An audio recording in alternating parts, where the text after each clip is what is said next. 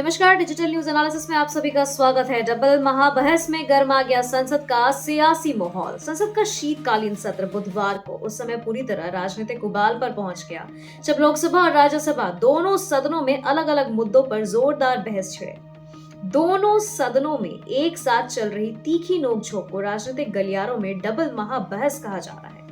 लोकसभा में चुनावी सुधार और मतदाता सूची के विशेष गहन पुनरीक्षण पर विपक्ष और सत्ता पक्ष आमने सामने थे, जबकि राज्यसभा में वंदे मातरम के उद्देश्यों ने पूरी बहस को राष्ट्रवादी रंग दे दिया। आपको बता दें कि लोकसभा में चुनाव सुधारों पर संग्राम लोकसभा की बहस पूरी तरीके से चुनावी प्रक्रिया की पारदर्शिता, ईवीएम की विश्वसनीयता और एसआईआर जैसे मुद्दों पर केंद्रित रही।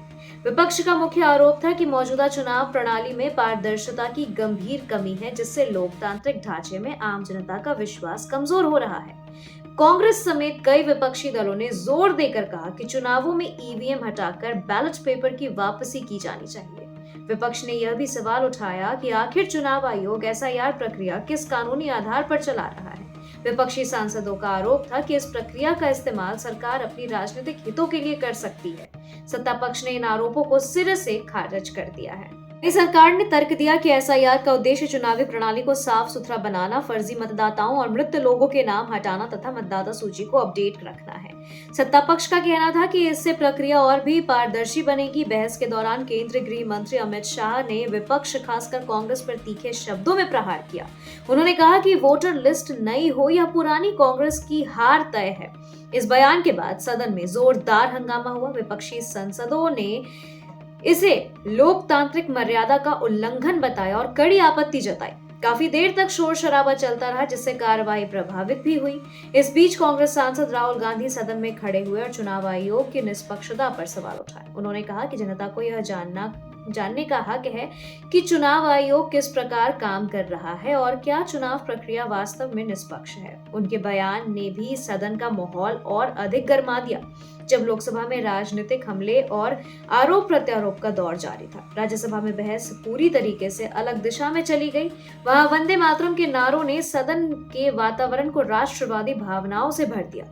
सत्ता पक्ष के कई सदस्य बार बार यह नारे लगाते रहे, लेकिन कुछ विपक्षी दलों ने इस पर आपत्ति जताई।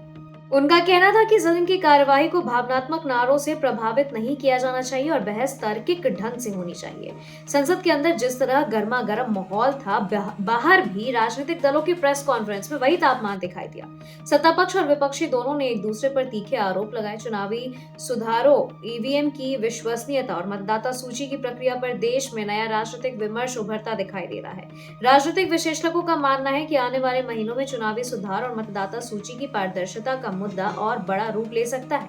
2025 से 26 के चुनावी मौसम की तैयारी में दोनों पक्ष अपनी अपनी रणनीति तेज कर रहे हैं। ऐसे में संसद का यह सत्र लोकतांत्रिक ढांचे की दिशा तय करने में महत्वपूर्ण साबित हो रहा है। कुल मिलाकर संसद का शीतकालीन सत्र न केवल विधायी गतिविधियों के लिए अहम बनाया गया है, बल्कि यह सत्ता विपक्ष की वैचारिक लड़ाई का मंच भी बन चुका है।